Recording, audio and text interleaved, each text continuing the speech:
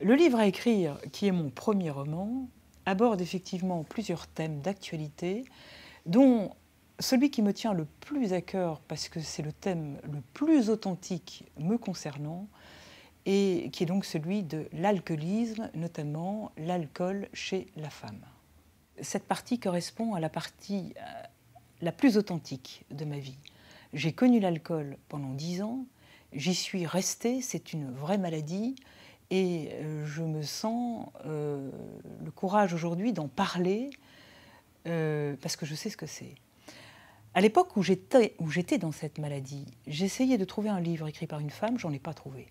Vous en avez par des hommes, notamment le très beau témoignage d'Hervé Chabalier, le dernier pour la route, qui a été porté à l'écran.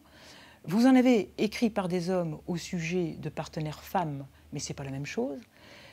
Et c'est tout à fait normal, car une femme qui boit, au début, elle le fait en groupe, après, elle le fait seule, elle le fait en solitaire, en cachette, elle le cache. Car elle est atteinte dans sa dignité humaine, elle en a honte, et donc, c'était la raison pour laquelle vous ne trouvez pas de livre sur la question, donc j'ai décidé d'écrire ce livre, le livre à écrire. Alors, je suis devenue alcoolique le plus naturellement du monde, c'est-à-dire sans m'en rendre compte. À 35 ans, tout va bien, je ne buvais pas beaucoup d'ailleurs, je n'étais pas attirée par l'alcool, naturellement, plutôt du genre sportif, donc je préservais mon corps et mon souffle. C'est donc les douleurs, la mort de mon mari, qui me fait tomber dans un verre, 2 verres, 3 verres, mais au départ toujours en compagnie, jamais seule. Alors en compagnie, c'est en famille, on boit beaucoup chez nous, on est dans un milieu plutôt bourgeois, on ne conçoit pas un repas sans un verre plein. Ensuite, c'est avec des amis, et enfin, c'est dans un cadre professionnel. J'ai eu cette chance d'avoir un beau parcours professionnel, avec des hommes, pas beaucoup de femmes, il n'y avait pas beaucoup de femmes à ce niveau de responsabilité, mais avec des hommes qui, eux, consommaient assez régulièrement. Et moi, j'étais pris dans la spirale. J'avais plutôt l'alcool gai, j'avais une bonne descente, et je me rendais compte aussi que pour intégrer le groupe d'hommes, il fallait que je boive. Une femme qui ne boit pas, je crois que j'en aurais été exclue. Et après, les années passant, ne maîtrisant plus ma consommation, eh bien, j'ai dû m'exclure moi-même de ce groupe, car on commençait à me repérer, et forcément, j'avais un comportement qui n'était plus forcément, qui n'était pas respectable. Je tenais parfois des propos qui n'auraient pas dû être tenus, et donc j'ai arrêté donc cet alcool mondain, mais je suis restée alcoolique. Oui, je reste alcoolique, je ne suis plus dans l'alcool mondain, mais dans celui que j'appelle l'alcool tout court, c'est-à-dire l'alcool que la femme cache. Et c'est là où c'est très différent par rapport à l'homme. Les hommes boivent entre eux. Ils n'ont pas honte que leur beuverie soit de temps en temps publique. Ils ont leur lieu, le bistrot, la chasse, etc. La femme, c'est très différent. Elle le fait chez elle, en cachette. La vraie alcoolique, telle que j'étais, connaît toutes les ficelles pour boire. Je veux dire par là qu'à l'époque j'étais seule, j'étais donc veuve. C'est pas parce que j'étais seule que je buvais. J'aurais été entourée par des gens, de toutes les façons. La vraie alcoolique continuera à boire. Et en cela, le témoignage de François Nourricier concernant sa compagne qu'il a essayé de cadrer, qu'il a essayé de soigner, est très intéressant. On voit bien que le vrai ou la vraie alcoolique trouvera toutes les ficelles pour boire, et l'impact est terrible sur la personne malade, mais également sur son entourage. Alors, à ce moment-là, donc je suis à ma 9e année d'alcoolisme, voire presque ma 10e. Le plus dur pour moi, c'est d'en parler. J'étais tout à fait consciente de mon état. Et une question qui m'est très souvent posée, c'est à partir de quand êtes-vous consciente que vous êtes alcoolique? Ma réponse à moi, mais c'est la mienne, je me suis rendu compte de cet état lorsque le matin, ma première préoccupation était de savoir si mes rendez-vous professionnels n'étaient pas trop tardifs, si j'allais être rapidement chez moi seule et si j'avais suffisamment de réserves d'alcool pour assouvir mon addiction. Donc j'étais consciente de mon état. Je n'étais plus dans le déni par rapport à moi. J'en étais profondément triste et finalement, je buvais pour oublier cette tristesse d'être devenue alcoolique. Et je peux dire que la fameuse phrase du Petit Prince de Saint-Exupéry, de l'alcoolique qui répond « je bois pour oublier que je bois », prend tout son sens. Je ne suis donc plus dans le déni par rapport à moi, par contre je le suis complètement par rapport à d'autres.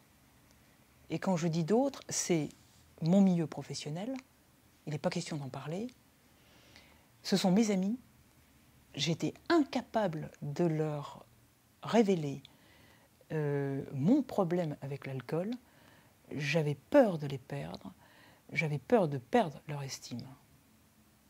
Ça, c'était vraiment le plus dur pour moi. Je n'osais pas en parler parce que j'avais honte. Et c'est simple, je ne savais pas que l'alcool, à ce stade, lorsque c'est une addiction, je ne savais pas que c'était une maladie. Je ne savais pas qu'elle avait été déclarée comme telle par l'OMS, par l'Organisation mondiale de la santé. Ça n'est qu'une fois que je l'ai su, parce qu'un médecin me l'a expliqué, que je suis sortie de cette honte en me disant, après tout, c'est comme si, prenons un exemple, c'est comme si j'ai un cancer, je vais me soigner de cet alcool. Et là, j'ai donc réagi.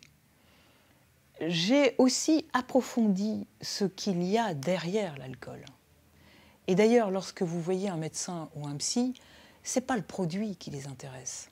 C'est qu'est-ce qu'il y a derrière ce produit, en l'occurrence l'alcool, mais ça peut être du cannabis, ça peut être l'addiction au jeu. Toute addiction a une souffrance derrière. Et c'est là que j'ai compris d'ailleurs que lorsqu'on est dans cet état, donc pour revenir à l'état d'alcoolique, c'est avant tout une personne en détresse et ça se soigne. Et donc, je vais m'en sortir, je vous dirai après comment, mais j'ai surtout soigné ce qu'il y avait derrière l'alcool. Alors, je vous le dis avec un grand sourire, parce que effectivement, j'ai eu cette chance de m'en sortir du jour au lendemain. Je vous donnerai la date, c'est le 24 janvier 2009. Je fais une rencontre. Je n'ai pas envie de vous en dire plus parce qu'en fait, c'est l'objet d'un chapitre de mon livre, le livre à écrire. Un chapitre spécifique qui raconte comment, le 24 janvier 2009, donc, cette rencontre me libère de cette gangue, de ma souffrance. Et donc, à partir de ce jour-là, je ne touche plus à une seule goutte d'alcool. Mais ce n'est pas si simple. Il faut tenir dans la longueur, et là, c'est un autre travail à faire. Alors, les solutions sont de plusieurs ordres. La première chose dont il faut se rendre compte, c'est que c'est une maladie. Ce n'est pas une question de volonté, puisque c'est compulsif. On ne peut rien, une fois qu'on est vraiment alcoolique, on ne peut rien faire. Par contre, c'est de comprendre que lorsqu'on a un réel désir de s'en sortir, il y a des moyens.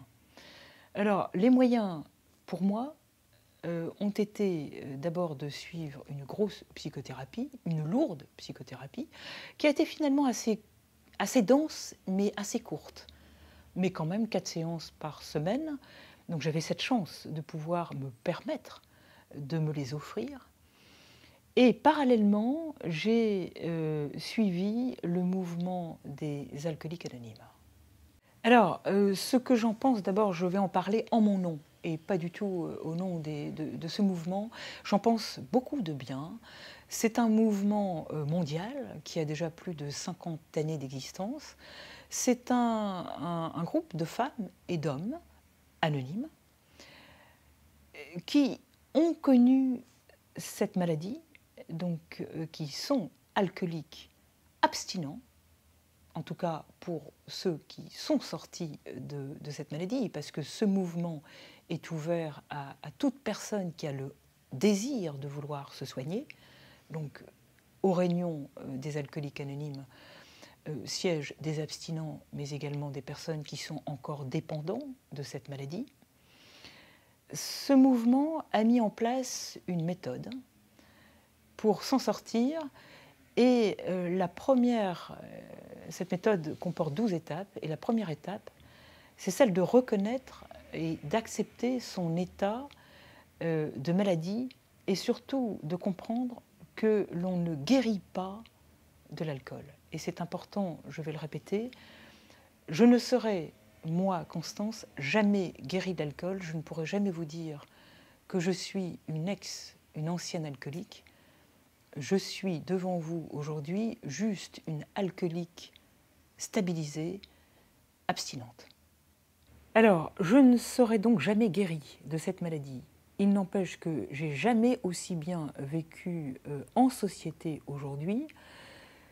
J'ai trouvé la solution, mais elle m'est vraiment propre, elle m'est personnelle. J'ai décidé d'afficher ma maladie, donc l'alcool, et d'en parler, et de témoigner. C'est d'ailleurs l'objet de cette interview.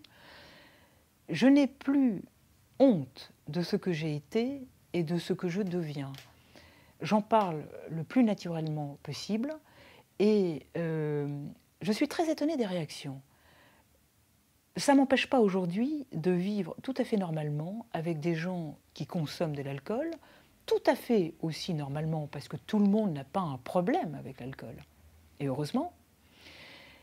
Par contre, beaucoup de gens me posent des questions, puisque moi maintenant je reste avec mon jus de tomate ou mon Coca Light, et beaucoup de personnes me disent « mais Constance, ça vous dérange pas qu'on prenne une coupe de champagne ou autre ?» Je ne dis pas du tout. Au contraire, je me réjouis que vous puissiez, vous, pouvoir encore goûter de ce vin. Et c'est là que ces personnes me disent « mais finalement, peut-être que moi aussi, je consomme un peu trop ». Et je me réjouis d'entendre ce genre de questions parce que ça permet d'ouvrir un débat, et ça permet, moi, très naturellement et très simplement de leur dire bah, « écoutez, vous avez peut-être raison de vous poser la question, si vous voulez, on va en parler, parce que si on peut prévenir un risque de dépendance ou une dépendance, si la personne estime que peut-être elle boit un peu trop, eh bien, tant mieux. » Donc, j'ai jamais aussi bien vécu aujourd'hui l'instant présent, parce que je sens que mon témoignage sert, et très sincèrement, en 2008, lorsque j'étais dans cet enfer, parce que c'est un véritable enfer que d'être alcoolique, j'aurais beaucoup aimé rencontrer une personne qui me parle de la même manière. Peut-être qu'à ce moment-là, j'aurais un peu plus vite ouvert les yeux sur l'état dans lequel j'étais.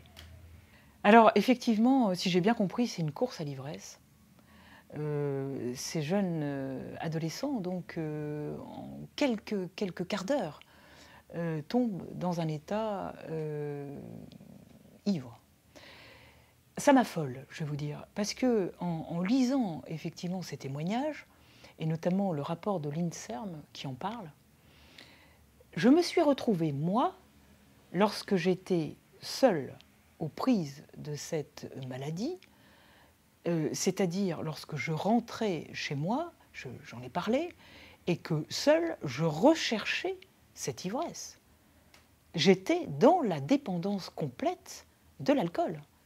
Donc si j'ai bien compris, ces jeunes jouent à cette quête de l'ivresse, mais ils ne se rendent pas compte qu'ils augmentent le risque d'une dépendance, et qu'ils risquent donc de se retrouver dans quelques années dans l'état dans lequel j'étais à la fin de ma maladie. Donc ça m'affole d'entendre ça, et je me suis dit que si mon témoignage pouvait également concerner cette génération d'adolescents, eh bien tant mieux. Je voudrais remercier Ma Vérité Sûre de m'avoir permis de témoigner sur ce thème fort pour moi, parce que c'est le thème le plus vrai, le plus autobiographique de mon roman. Je vous remercie de pouvoir dire encore juste un mot sur ce roman, car j'aborde d'autres thèmes, d'autres souffrances qui peuvent, à mon avis, intéresser beaucoup de monde. Ce sont des thèmes d'actualité. J'en dirai pas plus, tout est dans le livre. Et donc j'espère que cette interview servira aux gens qui sont, je reviens, aux prises avec cet enfer qu'est l'alcool, mais également à l'entourage de ces gens. Car croyez-moi, il n'y a rien de plus... C'est très difficile d'aborder ce terme avec quelqu'un qui est dans cette maladie. Donc je crois que cette interview et le livre peut également aider les personnes qui entourent ces malades.